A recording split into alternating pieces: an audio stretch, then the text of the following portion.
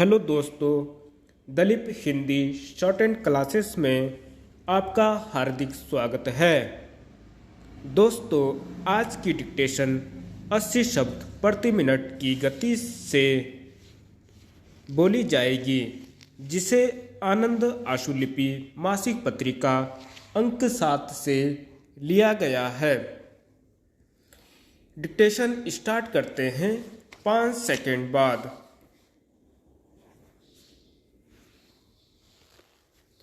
महोदय, एक साथ बहुत सारे देशों में, जिनमें से कुछ की एक खास समय पर पहचान भी नहीं हो सकती, पर्यवेक्षण और नियंत्रण की समस्याओं की वजह से प्रभावी परिणाम प्राप्त नहीं होंगे।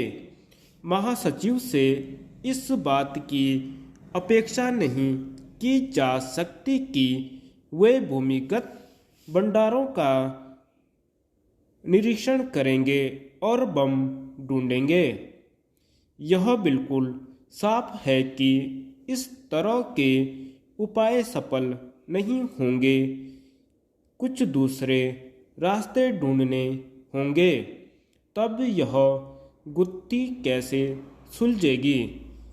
हमारे विचार में एकमात्र तर्क संगत रास्ता यही है कि इस मुद्दे पर एक विश्वव्यापी दृष्टिकोण अपनाया जाए, जो अप्रसार पर एक अंतर्राष्ट्रीय आम सहमति पर आधारित हो।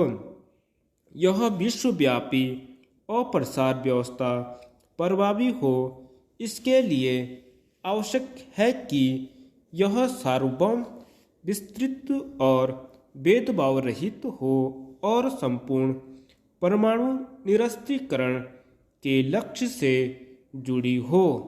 निरस्त्रीकरण पर संयुक्त राष्ट्र के 1988 में हुए तीसरे विशेष अधिवेशन में भारत के दिवंगत प्रधानमंत्री राजीव गांधी ने निरस्त्रीकरण के लिए एक कार्य योजना पेश की थी।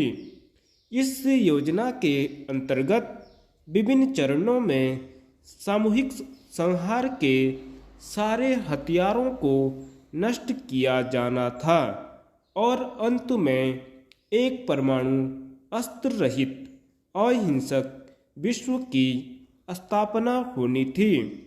परमाणु अप्रसार पर नई अंतर्राष्ट्रीय सहमति के सारे महत्वपूर्ण अस्त्रों के प्रयोग या प्रयोग की धमकी पर निषेध के लिए एक अंतर्राष्ट्रीय सम्मेलन का आह्वान था। दूसरा, परीक्षणों पर प्रतिबंध के लिए यह एक व्यापक संधि की वकालत करती थी।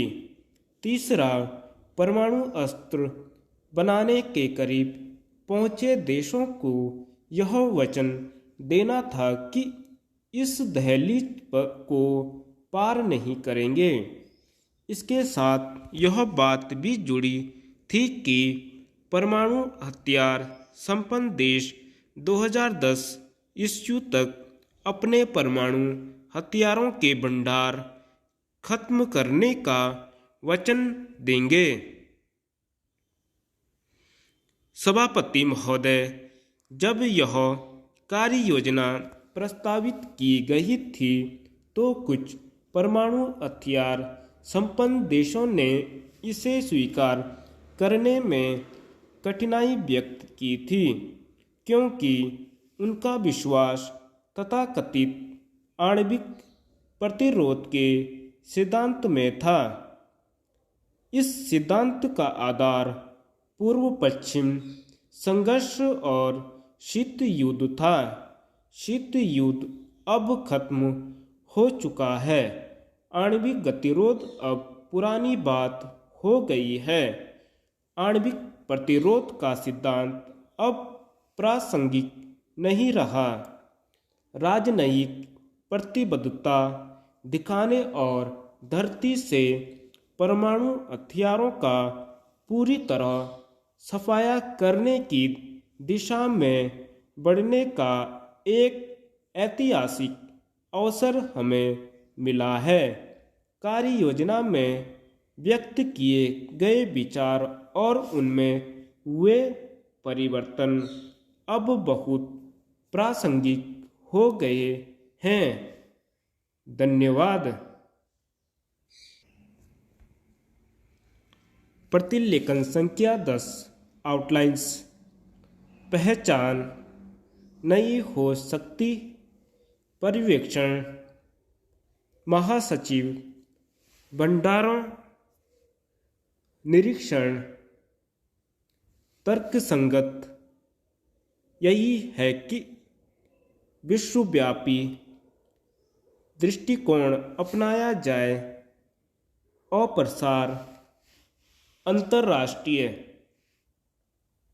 आधारित विश्व सार्वभौम विस्तृत भेदभाव निरस्तीकरण संयुक्त राष्ट्र अधिवेशन दिवंगत परीक्षणों प्रतिबंध दहलीज खत्म। सभापति महोदय, प्रस्तावित स्वीकार करने में व्यक्त तथाकथित प्रतिरोध पूर्व पश्चिम शीत युद्ध आणविक गतिरोध आणविक प्रतिरोध प्रासंगिक राजनयिक ऐतिहासिक कार्य योजना खत्म करने का वचन देंगे। धन्यवाद।